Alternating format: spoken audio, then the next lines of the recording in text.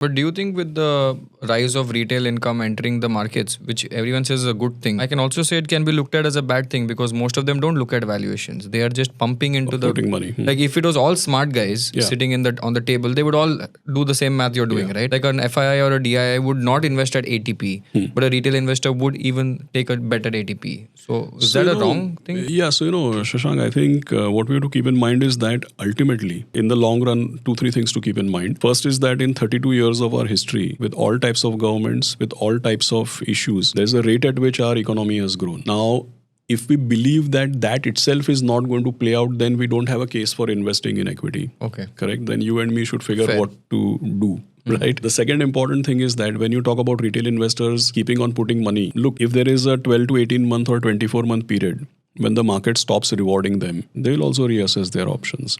Right.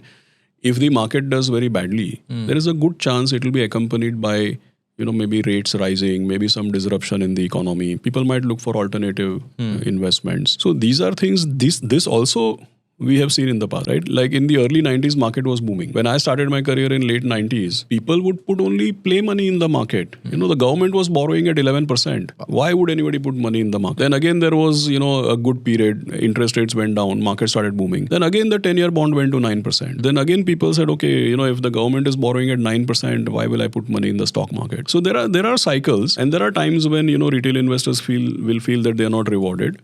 And then they'll want to look for other options. But in the background, all of us will need to keep in mind how the economy is doing.